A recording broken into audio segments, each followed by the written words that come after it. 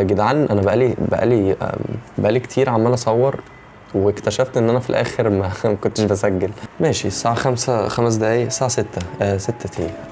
المهم حاجة كويسة علشان اختصر الموقف، لان انا فاهم طيب فكرة الموضوع او الموضوع اللي انا عايز اتكلم عنه، القسوة على النفس وجلد الذات وتأنيب الضمير. يعني هو موضوع كده ايه، هنديله اسم في الاخر.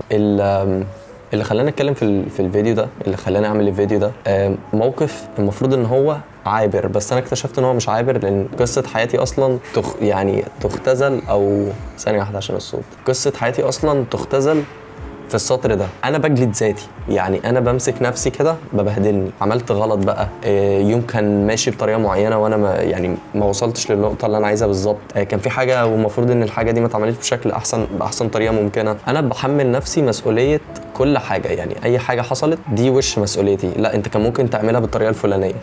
انا هحكي لكم وجهه نظري في الموضوع ده. هو اللي خلاني اعمل الفيديو ده ان انا كان عندي امتحان. الامتحان ده انا استهترت فيه، ما ذاكرتلوش، لان انا يعني خلينا نقول ان انا كنت مشغول. المهم لما جه على الامتحان بقى وجبت درجه مش حلوه، انا اتضايقت. طيب اتضايقت ليه؟ المفروض ان هو كحاجه انا ما كنتش مديها اهتمام، المفروض انها برضو ما تاخدش مني اهتمام، بس انا اتضايقت لان انا اكتشفت ان انا زنقت نفسي، وان في ناس ما زنقتش نفسها نفس الزنقه اللي انا زنقها لنفسي، وان في ناس مش مضطره تعمل كل اللي انا هعمله ده، وحوارات كتير كده. يعني انا خلاص زنقت نفسي مثلا في اخر الكام يوم، في اخر كام شهر، فدي بالنسبه لي زنقه ما كانش ليها لازمه، لا زنقه الكلاب يعني من الاخر. بس في ناس لو كانت حضرت الامتحان ده مثلا وكانت جابت فيه درجه عدله نص نص، كان مثلا وفروا عليهم مجهود السنين وتفكير كتير، وهل انا هنجح ولا لا، او حاجات من دي. المهم بقى انا دخلت في الدوامه دي وقعدت اقول لنفسي انا عملت في نفسي كده ليه؟ انا اصلا مش عايز اذاكر، انا عايز اعمل حاجه تانية. فاحنا عايزين نفهم الحاجات اللي زي دي، الفرص الصغيره اللي زي دي نستغلها عشان ننجح. الحاجات الصغيره دي هي اللي فاهم، هي اللي بتشيل عنك عبء المذاكره، الحاجات التريكس اللي هو اصلا الامتحان كله بيجي تريكس. قعدت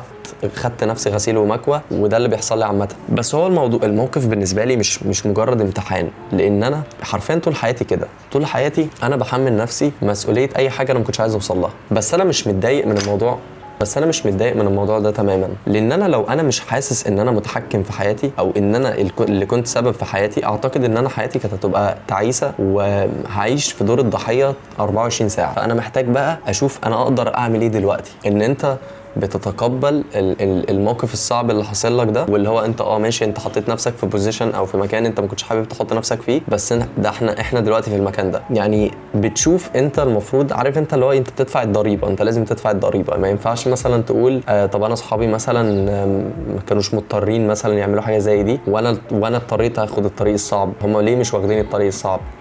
عادي، علشان ممكن هم يكونوا دفعوا الضريبه قدام، انت ممكن تكون لسه ما دفعتش الضريبه. ممكن يكون هم مثلا مركزين في الموضوع ده اكتر منك، انت ممكن تكون مركز في موضوع تاني، ممكن يكون كذا حاجه. بس في الاخر انت مالكش دعوه بحد، انت المفروض انت بتشوف انت حطيت نفسك فين، وفعلا انت اللي حطيت نفسك.